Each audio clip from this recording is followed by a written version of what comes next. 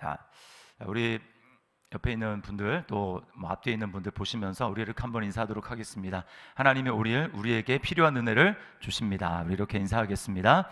하나님이 오늘 우리에게 필요한 은혜를 주십니다. 여기 오늘 여러분 오신 분들은 복받은 분들이에요. 여러분 믿으십니까? 원래 이제 가끔 그런 일이 있는데 본문을 정해 놓았는데 이제 매주 이렇게 설교를 해야 되니까 뭐 금요일이라든지 하지 않습니까? 그러면 이제 전주에 이제 제가 부교육자 때는 뭐 수요 설교, 뭐 새벽 설교 자주 돌아오지 않아요. 그러니까 큰 교회에서 사역을 하다 보니까 그러다 보니까 이제 준비할 시간이 많이 있습니다. 미리 생각하고. 근데 이제 담임 목회를 하다 보니까 설교를 이제 많이 해야 되잖아요. 많이 해야지 되는데 그러다 보면 이제 미리 충분히 생각하지 못하고, 물론 이제 그 본문들은 뭐 묵상을 하고 이제 그렇게 하지만 이렇게 정해놓는 경우가 있어요. 정해놓는데 근데 이제 막상 설교를 하려고 그 본문을 가지고 이렇게 준비를 하다 보면은 하나님이 전혀 다른 방향으로 지금 몰아가시는 경우를 보게 됩니다. 그러니까 어제가 이제 딱 그런 때였어요. 하나님이 그래서 제가 여러분에게 특별히 오늘 오신 분들을 복이 있다 이렇게 말씀을 드린 겁니다. 오늘 하나님이 우리에게 특별히 하신 말씀이 있다라는 생각을 하게 됩니다. 저는 이제 오늘 기도와 낙심에 대해서 설교를 하려고 하는데요. 철로역정에 보면 이제 그 크리스찬이 전도자의 전도를 받고 그래서 이제 순례의 길을 시작하지 않습니까? 그런데 가다가 이 좁은 문에 도착하기 바로 직전에 낙심의 늪에 빠지게 됩니다. 낙심의 늪. 그런데 나중에 알고 본 사실은 뭐냐면 그 낙심의 늪은 반드시 통과해야 되는 그것을 통과해야지만 이 좁은 문에 들어갈 수 있는 그런 통로였어요. 근데 이제 많은 사람들이 그 낙심의 늪에 빠지다 보니까 이 크리스찬이 그 자기에게 도움을 주는 이 도움이라고 하는 사람에게 이렇게 말을 합니다. 선생님, 왜 이 수렁을 메워버리지 않는 거죠? 그렇게 이야기를 하니까 이 도움이라는 사람이 거기에 대해서 이렇게 답변을 해요. 이 늪은 메워버릴 수 없는 곳입니다. 죄의식에서 나오는 온갖 찌꺼기와 오물이 끊임없이 흘러 들어오는 곳이기 때문이지요. 그래서 낙심의 늪이라 부르는 것입니다. 자, 이게 뭐냐면 이 낙심의 늪이 왜 생기냐면 죄의식에서 나오는 온갖 찌꺼기와 오물이 끊임없이 흘러나온다. 자, 그러니까 여러분 이 죄의식, 죄가 있으니까 죄의식이 있는 것 아닙니까? 그러니까 이 죄가 완전히 없어지기 전까지는 우리에게는 이 낙심이라고 하는 이 오물, 찌꺼기 막 이런 것들이 계속해서 나와서 결국은 낙심의 늪은 누군가가 만들어주는 게 아니라 누군가가 메워주는 게 아니라 결국은 나에게서 나온다. 그러니까 주님 앞에 서는 그날까지 믿음의 길을 여정을 걸어가는 그날까지는 이 낙심의 늪이 메워질 수가 없는 거예요. 자, 오늘 예수님도 같은 문제를 다루고 계십니다. 바로 낙심인데요. 1절에 보니까 항상 기도하고 낙심하지 말 것이라고 말씀을 하세요. 그래서 이제 기도와 낙심 이 두 가지를 살펴보려고 합니다. 자, 먼저는 기도에 대한 것인데 기도가 바로 믿음의 표현이라는 거예요. 자, 저를 따라하시기 바랍니다. 기도는 믿음의 표현이다. 기도와 믿음은 같이 갑니다. 예수님은 기도에 대해서 지금 1절부터 8절까지 이렇게 이야기를 하시다가 8절 끝에서 뭐라고 하냐면 그러나 인자가 올 때에 세상에서 믿음을 보겠느냐라고 말씀을 하세요. 기도 얘기를 하다가 갑자기 내가 다시 올 때 세상 끝에 믿음을 보겠느냐라고 말씀을 하고 있는 거예요. 이게 무슨 얘기입니까? 내가 올 때 항상 기도하고 낙심하지 아니할 그런 믿음을 가진 사람을 보겠느냐, 즉 기도로 믿음을 끊임없이 표현하는 그런 사람을 많이 볼 수 있겠느냐라고 주님이 말씀하고 있는 거예요. 여기에는 무슨 뜻이 담겨 있습니까? 기도가 믿음이라는 거예요. 기도가 믿음의 표현이라는 겁니다. 믿음이라는 건 뭐죠? 신뢰하고 맡기는 겁니다. 어린 아이일수록 부모를 신뢰하죠. 그 아이들은 본능적으로 자기 힘으로 살아갈 수 없다는 것을 알게 되고 자기에게 필요한 것을 어떤 커뮤니케이션 수단을 통해 가지고 부모에게 알립니다. 그렇죠? 말을 하기 시작하면 말을 통해서 부모에게 알립니다. 그래서 그 필요를 채우지 않습니까? 그 뭘 보여주냐면 그 아이가 부모를 신뢰하고 있고 부모에게 그러기 때문에 자신을 전적으로 의탁하고 있다. 그리고 자신의 필요를 부모에게 알리고 그것을 체험받는다라고 하는 것이죠. 이게 바로 자녀가 부모를 대하는 방식입니다. 자기가 문제와 상황을 해결할 능력이 없다라는 것을 본능적으로 알아요. 여러분, 영적으로도 마찬가지입니다. 누가 하나님 앞에 기도할까요? 내 지혜와 내 힘으로는 이 상황과 이 지금 상황을, 문제를 해결할 수 없다라는 것을 정말 절박하게 깨달은 사람이 하나님 앞에 기도하는 것입니다. 아무리 힘들어도 기도하지 않는 건 뭐냐면 아직까지 내 힘으로 할 수 있고 내 지혜로 할 수 있고 어떻게든 버틸 수 있다라는 생각 때문에 기도하지 않는다라는 거예요. 우리는 기도로 하나님께 믿음을 표현하고 맡깁니다. 머리로 하는 게 아니라 맡깁니다. 머리로 하는 게 아니고 실제로 무릎 꿇음으로 하나님 앞에 맡기는 것입니다. 우리가 잘 아는 기도에 관한 말씀이 있죠. 빌립보서 4장 6절 7절 말씀 우리 함께 읽어보겠습니다. 시작. 아무것도 염려하지 말고 다만 모든 일에 기도와 간구로 너희 구할 것을 감사함으로 하나님께 아뢰라. 그리하면 모든 지각에 뛰어난 하나님의 평강이 그리스도 예수 안에서 너희 마음과 생각을 지키시리라. 아멘. 자, 여기 염려거리 문제 아닙니까? 이것을 어떻게 하라는 거예요? 기도로 아뢰라. 이렇게 이야기를 하는 것입니다. 그러니까 믿음은 기도로 하나님께 그것을 맡기고 하나님께 아뢰고 그렇게 의탁하는 것을 말하는 것이죠. 기도는 믿음의 표현입니다. 그러나 우리가 또 하나 잊지 말아야 될 건 뭐냐 하면 기도는 믿음의 표현이지만 믿음이 없다고 할 때도 기도하면 믿음이 생긴다라고 하는 거예요. 기도는 믿음의 표현이지만 기도함으로 또 내게 믿음이 생긴다라는 겁니다. 이게 순환하는 거예요. 순환하는 거. 그래서 어떤 사람은 기도함으로 내 믿음을 표현하지만 어떤 사람은 믿음이 없기 때문에 기도했을 때 하나님이 그 믿음을 주신다라는 겁니다. 마가복음에 보면 예수님이 이제 변화산에서 올라가셨다 내려올 때 밑에서 한바탕 소동이 벌어지지 않습니까? 그게 뭐냐면 자기 아들이 어렸을 때부터 귀신 들린 한 아버지가 이제 그 제자들을 찾아오잖아요. 근데 그 제자들은 고치지 못합니다. 근데 예수님이 그 소동을 보시고 그렇게 물어보죠. 근데 그 아버지는 사실은 믿음이 없었어요. 그래서 예수님한테 뭐라고 하냐면 말을 하냐면 할 수 있거든 이렇게 얘기합니다.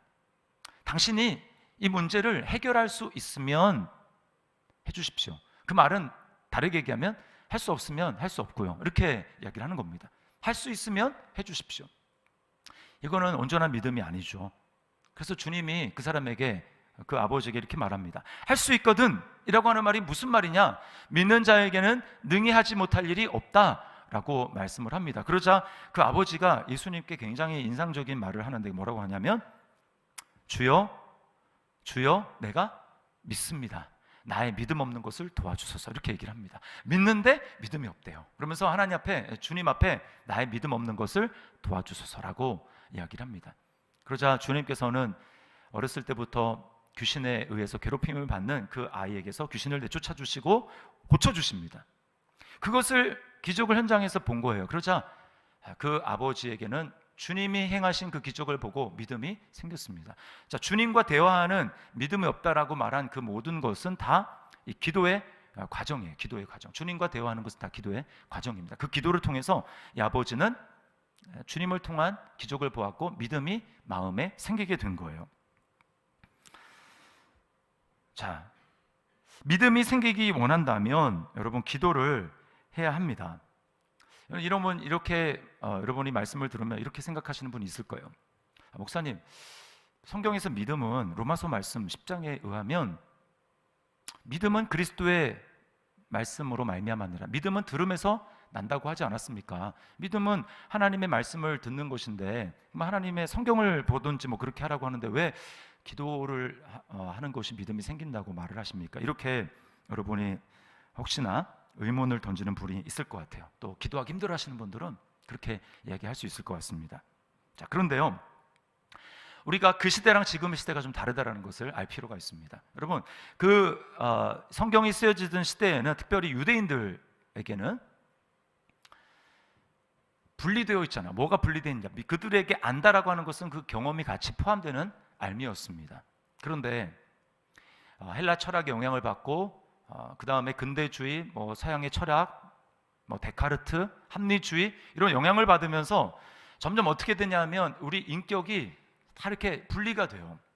그래서 아는 거, 지식으로 아는 거, 그거 내가 이해했어 라고 하는 암과 그 알미 나의 의지를 들여서 실천하는 것으로 한 인격이 그 알을 통해서 나아가는 그것과 분리가 되기 시작했다라는 거예요. 과거에는 안다라고 하는 것이 곧 순종으로까지 이어지는 그 역할을 했습니다. 그러나 우리 오늘날에는 이것이 분리가 되고 있어요. 이것을 우리가 중요한 차이를 기억해야 됩니다. 그래서 오늘날은 어떻습니까? 지식 만능주의 시대가 되었습니다. 그래서 성경을 보더라도 그것을 지식적인 알모로 끝나는 경우가 많다라는 거예요. 구약 시대에 유대인들은 성경을 절대로 그런 식으로 사용하지 않았습니다. 그들에게 있어서 성경을 볼 수 없었죠. 그들에게는 성경을 듣는 것이었어요.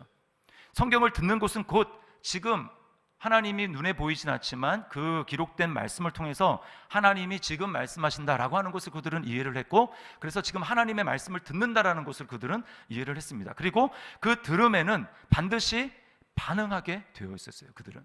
그 반응은 무엇입니까? 내가 지금 그 하나님 말씀대로 살지 못했다라는 것을 깨달으면 회개로 나타났고요. 그리고 하나님이 놀랍게 일하신다는 것을 깨달으면 어때요? 그들은 찬송과 감사로 하나님 앞에 예배로 이어졌다라는 거예요. 그냥 말씀만 알았다, 절대로 이렇게 끝나는 법이 없었습니다. 말씀을 들었어요. 그러면 내가 지금 이래대로 살지 못하는구나, 돌이키는 회개로 나타나던가, 아니면 하나님께 감사와 찬양으로 나타나든지 엎드리든지, 거기에 반드시 어떤 반응이 들어갔다는 것입니다. 그냥 머릿속으로 알았다, 이것은 그들은 그런 식으로 개념은 그들에게 없었다라는 거예요. 오늘날을 보십시오. 아는데 믿음이 안 생겨요. 아는데 실천과 순종으로 나가지 못합니다. 목적을 잃어버린 거예요. 여러분, 유대인들이, 서기관들이 이제 특별히 성경을 필사할 때 어떻습니까? 그들이 성경을 필사하다가 여호와 또는 하나님이라는 이름이 나오면 그들은 필사하는 것을 멈추고 다시금 옷깃을 여미고 그 다음에 붓을 새로 씻고 그런 마음으로 하나님 앞에 필사를 했다라는 거예요. 그럼 뭡니까? 지금 예배하는 태도로, 내가 지금 하나님 앞에 있다라는 태도로 그 일을 했다라는 것이죠. 우리는 말은 성경은 기록된 하나님의 말씀이다라고 이야기를 하면서 우리는 오늘날 하나님의 말씀을 너무 쉽게 대합니다. 이건 굉장히 잘못된, 우리는 세상의 풍조와 흐름에 따라가고 있다라는 거예요. 그래서 어떤 분이, 우리가 뭐 큐티를 또 하지 않습니까? 또 지금 여러분이 설교를 듣고 있죠? 그런 말을 했어요. 큐티는 반은 눈을 뜨고 반은 눈을 감고 해야 된다라는 말을 했어요. 여러분, 이게 무슨 얘기냐면 성경을 보려면 눈을 떠야 되겠죠. 그죠? 눈 뜨고 반은 큐티를 합니다. 하나님 말씀을 듣는 거죠. 그 다음 어떻게 합니까? 자, 들었어요. 그 다음에 어떻게 합니까? 눈을 감고 하나님 앞에 기도하고 예배하는 것으로 그렇게 마무리가 돼야 된다는 거. 절대로 오늘 하나님이 나에게 하시는 말씀 이런 거구나 라고 하고 덮는 것은, 그것은 지금 반만한 거예요. 반만. 반드시 유대인들이 했던 것처럼 하나님의 말씀을 우리가 대했다고 하면 거기에는 반응이 있어야 됩니다. 우리가 자녀들 키울 때, 사춘기 자녀 키울 때 되게 답답한 게 뭡니까? 들었는데 무반응. 그럼 정말 미치고 팔딱 뛰는 거 아닙니까? 들었는데 반응이 없어요. 여러분, 우리는 기도를 회복해야 됩니다. 예배를 회복해야 됩니다. 말씀 앞에 말씀을 읽었다 그러면 기도로 나아가야 되고 예배로 나아가야 된다는, 그게 바로 믿음의 표현이고, 그것이 바로 또한 우리로 하여금 믿음이 생기게 만든다라는 것입니다. 오늘 예배 참석한 우리 저와 여러분들은 다 하나님 앞에 기도로 우리의 믿음을 표현하고, 그렇게 우리의 믿음을 표현할 뿐만 아니라 기도하는 가운데 또 하나님의 우리의 믿음을 새롭게 하시는, 믿음을 견고하게 하시는 그런 은혜를 경험할 수 있기를 주님의 이름으로 축원합니다. 이것을 잊으면 안 됩니다. 자, 그 다음에 문제는 뭐냐면, 이제 그렇게 기도를 하려고 하는데 낙심이 찾아온다는 거예요. 낙심이. 주님은 그냥 낙심하지 말라고 하지 않으시고 기도하고 낙심하지 말아야 된다라고 이야기를 하십니다. 이게 이제 여러분 핵심이에요. 기도하는데 그 기도에는 반드시 낙심할 일이 따라온다라고 하는 거예요.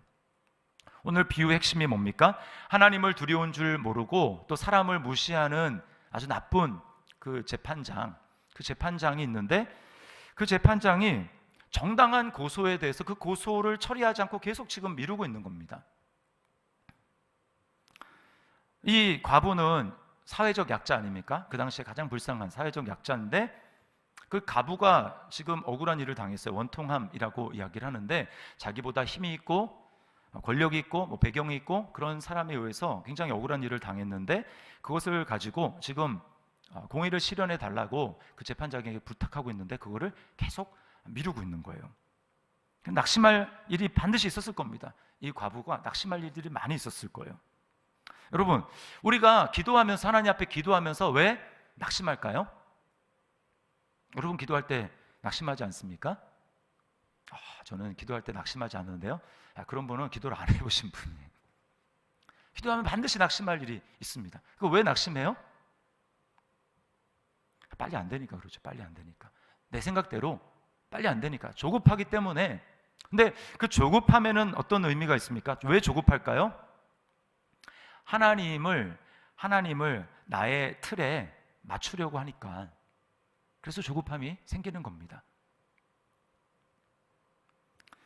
조급함은 하나님을 내 틀에 맞추려고 하기 때문에 발생하는 마음이에요. 그래서 여러분이 기도하다가 이 조급한 마음이 들고 낙심한다라고 하면 지금 나는 하나님을 내 틀에다가 맞추려고 하고 있구나라고 하는 것을 깨달으셔야 돼요. 우리는 입으로는 하나님의 뜻대로 되기를 바랍니다라고 말을 하지만 실상은 우리는 어떻게 합니까? 내가 원하는 때가 따로 있습니다. 내가 원하는 때. 그래서 기도하면서도 하나님 앞에 주님, 제가 많이 양보를 해드렸지만 그러나 반드시 이때까지는 돼야 됩니다. 많이 양보를 해드렸어요. 반드시 이때까지는 돼야 됩니다. 이렇게 기도합니다. 그리고 주님, 이렇게 되어야 합니다. 라고 우리가 원하는 방식, 우리가 원하는 방법대로 우리가 원하는 게 이미 마음속에 딱 있어요. 그리고 그것을 가지고 열심히 주님을 재촉하는 거죠. 그런데 기도했는데 별로 그런 기미가 안 보여요. 그러니까 슬슬 조급하게 되고 짜증이 납니다. 자, 성경에 이 조급함 때문에 일을 그르친 사람이 여러 가지 나오지만 그 중에 이제 창세기에 나온 아브라함과 사라를 한번 생각을 해보세요. 하나님은 아브라함에게 분명히 너의 몸에서 난 자라야 너의 씨가 될 것이다 이렇게 말씀을 하셨어요. 자, 그런데 그 하나님이 아브라함에게 수많은 약속을 주셨고 뭐 땅도 약속해 주셨고 자손이 뭐 엄청나게 하늘의 별과 같이 많아지겠다 뭐 그런 약속도 주시고 여러 가지 약속을 주셨는데 그 약속을 이루려면 어떻게 해야 됩니까? 빨리 후사가 있어야 되거든요. 사라까지는 바라지도 않고 지금 생리가 끊어진 사라까지는 바라지도 않고 그러니까 자기가 이제 몸이 그래도 남자로서의 구실을 할 수 있을 때 그때 그 일을 하려고 하다 보니까 마음이 이제 막 조급해지기 시작하는 겁니다. 내 몸이 한 해 한 해 틀리고 예전과 같지 않은데 이러다가 안 되는 거 아닌가 이런 생각을 하는 거예요. 그래서 사라는 포기하더라도 나라도 좀 살아있을 때 내가 기력이 살아있을 때 해야 되겠다라고 생각해서 하나님 말씀을 자기 수준으로 낮추어서 어떻게 합니까? 자기 때에 맞추어서 자기 방법대로 그렇게 해서 여종인 하갈과 관계 속에서 낳은 아들이 종의 아들이죠. 이스마엘. 그때가 아브라함의 나이가 86세였습니다. 86세. 여러분 이해가 되지 않습니까? 86세. 86세.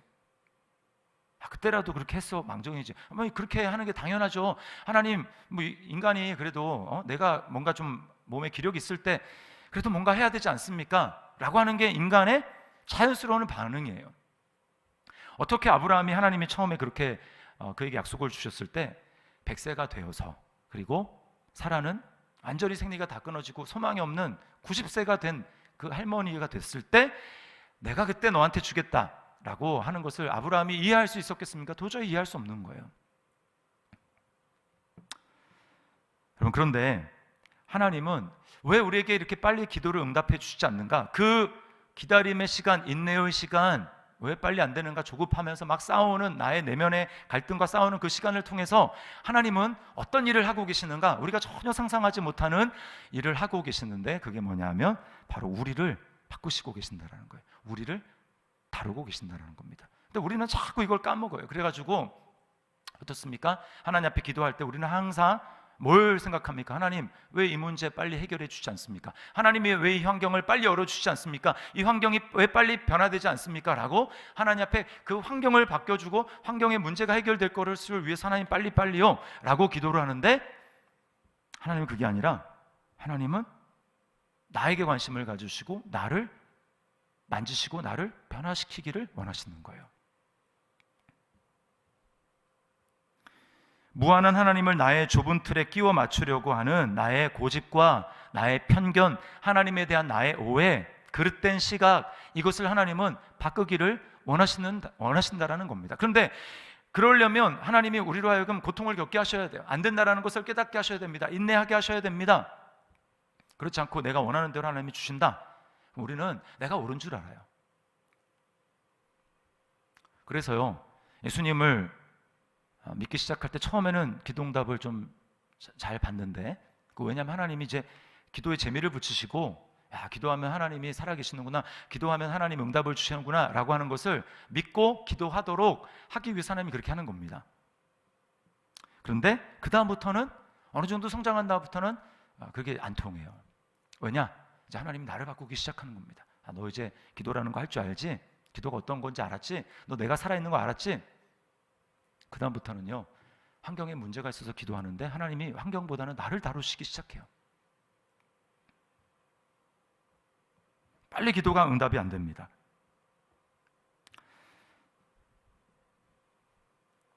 주님은 내가 주님을 바라보고, 내가 나를 바라보고, 내가 어떤 사람을 바라보고, 내가 세상을 바라보는 그 시각과 내가 이때까지 쌓아왔던, 세상에서 통했던 그 나의 고집, 편견, 오해, 이것들을 바로 잡는 거예요.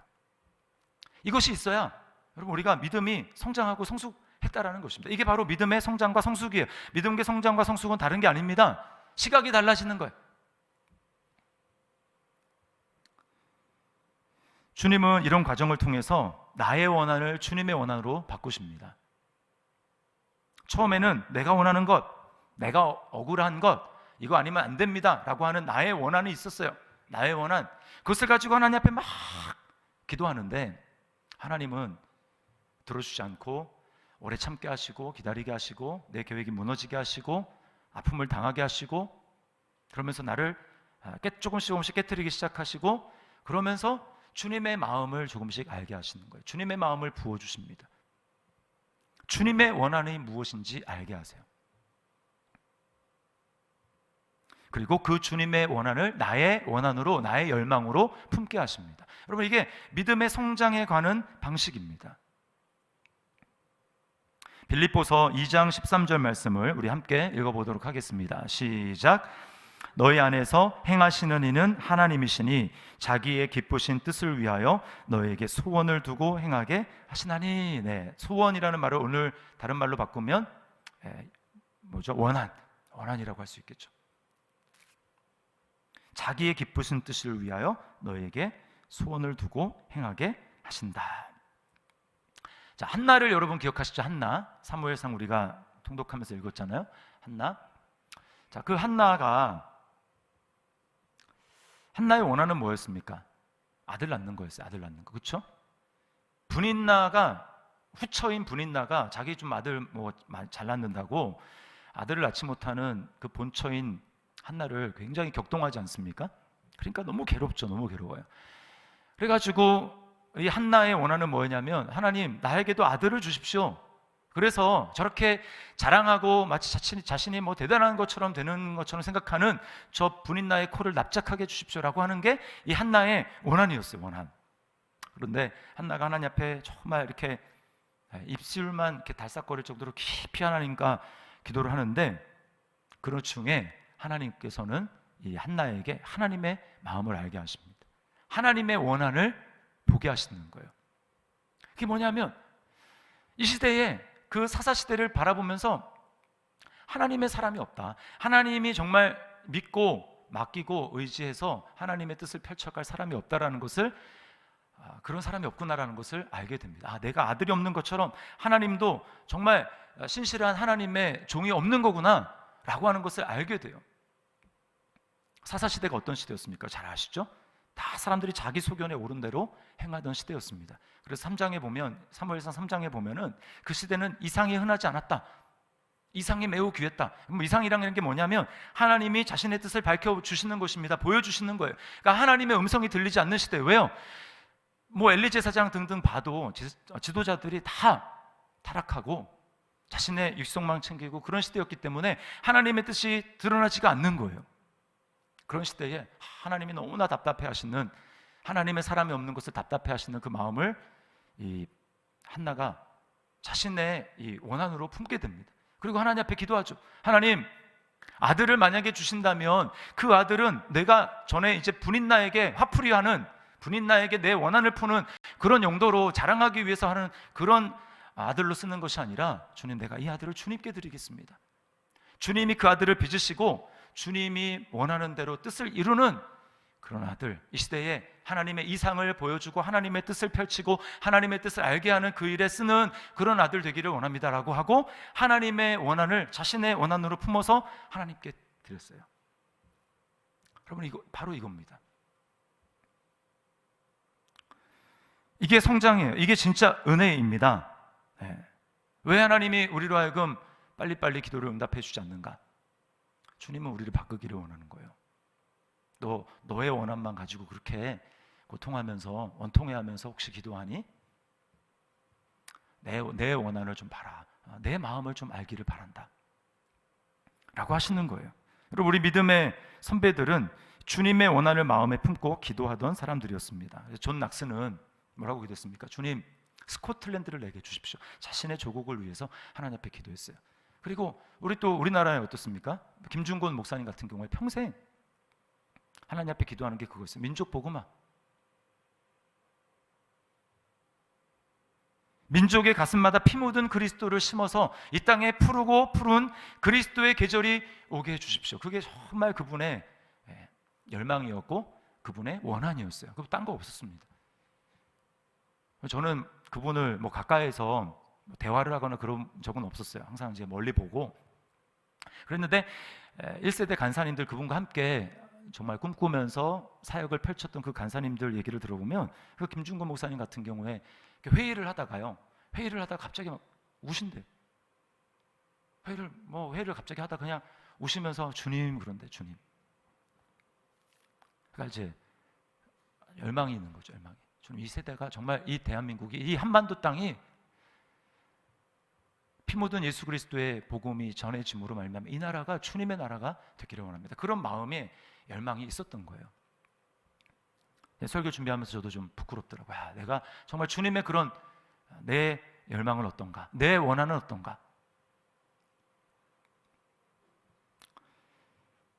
자, 주님은 우리에게 그런 의도를 가지시고 때로는 기도를 빨리 응답해 주시지 않으십니다. 자, 그리고요. 자, 세 번째는 하나님의 사랑을 기억할 때 낙심을 이기게 됩니다. 하나님의 사랑을 기억할 때. 자, 7절 말씀 우리 같이 다시 한번 보겠습니다. 7절 시작. 하물며 하나님께서 그 밤낮 부르짖는 택하신 자들의 원한을 풀어주지 아니하시겠느냐? 그들에게 오래 참으시겠느냐? 자, 여기 핵심은 하물며라고 하는 거예요. 하물며. 자기밖에 모르는 나쁜 재판장이 자기를 위해서, 자신의 이익을 위해서 과부의 원한을 들어준다면 하나님은 어떻겠느냐? 하물며 하나님은 어떻게 하겠느냐라고 말씀을 하고 있는 겁니다. 여러분, 우리에게 베푸신 하나님의 사랑을 기억하십시오. 독생자, 하나밖에 없는 아들을 우리를 위해서 희생시키고 내어주셨어요. 또 아들이 보여준 사랑은 어떻습니까? 자신의 유익을 위해서 이 땅에 오신 거 아니잖아요. 예수님은 그 하늘의 모든 영광을 다 뒤로 하시고 가장 낮은 모습으로 가장 낮은 곳에 예수님은 오셨잖아요. 우리의 구원을 위해서, 우리의 유익을 위해서. 그런데 사람들이 보이는 반응은 어땠습니까? 예수님을 제대로 대접을 하지 못했죠. 그 말씀을 듣는 것이 아니라 오히려 반역하고 예수님을 십자가에 매달았습니다. 그냥 일반 사람들은 그렇다 치고 예수님이 3년 동안 부르시고 먹고 자고 하면서 모든 에너지를 쏟아 부으신 그 제자들은 어떻습니까? 제자들도 예수님의 십자가 앞에서 다 나 몰라라 하고 자기 목숨을 위해서 예수님을 버리고 배신하고 도망갔습니다. 여러분, 우리는 인간은 본전 생각이라는 게 있어요. 본전 생각. 그래서 드라마 보면 여러분도 뭐 그렇게 하시는지 모르겠어요.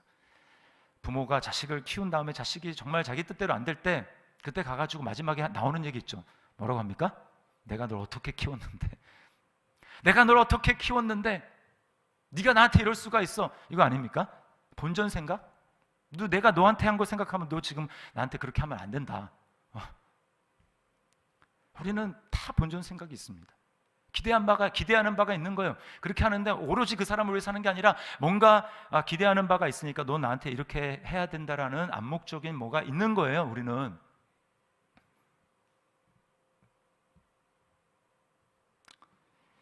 그러나 주님은 그러지 않으셨습니다. 주님은 끝까지 사랑하셨어요.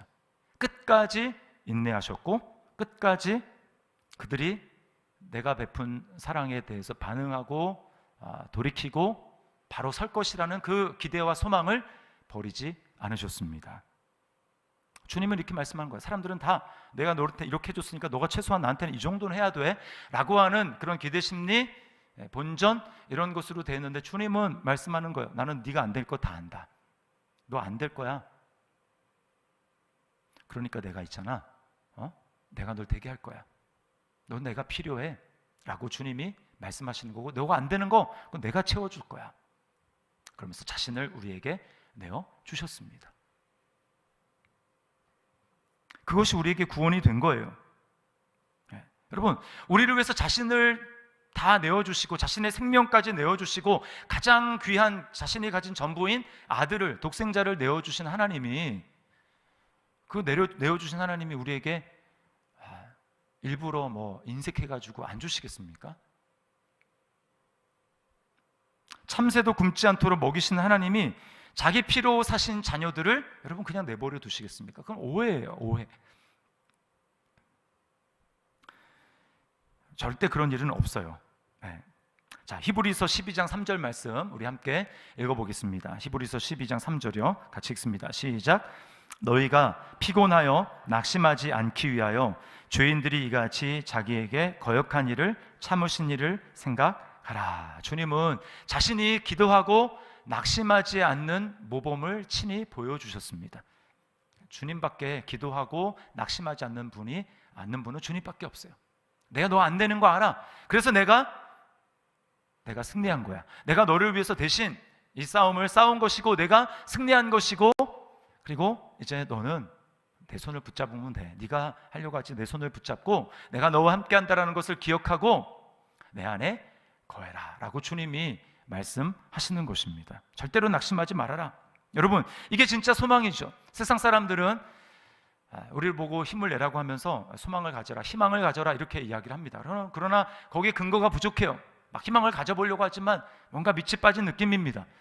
그러나 우리는 분명한 소망이 있는데 그게 뭐예요? 예수님이 이미 승리하셨다라는 거예요. 예수님이 우리의 미래가 분명한 미래가 되어주셨다라는 것입니다. 예수님을 보면서 우리도 저렇게 될 것이고 우리도 저런 열매를 맺을 것이다 라고 하는 것을 주님이 너무나 확실하게 우리에게 보여주셨어요. 그렇기 때문에 우리는 분명한 소망을 가지고 기도하되 낙심하지 않을 수가 있는 것입니다. 오늘 말씀을 기억했으면 좋겠어요. 여러분, 우리의 믿음을 주님이 우리에게 베풀어 주신 그 은혜를 기억하고 우리의 믿음을 주님 앞에 기도로 표현할 수 있기를 바랍니다. 그 기도를 통해서 또 주님이 우리에게 주시는 그 믿음을 경험했으면 좋겠어요. 그리고 기도하다가 낙심할 일이 반드시 생기는데 여러분 그때 하나님은 나에게 인내하시고 나를 지금 바꾸고 계시는 것이구나.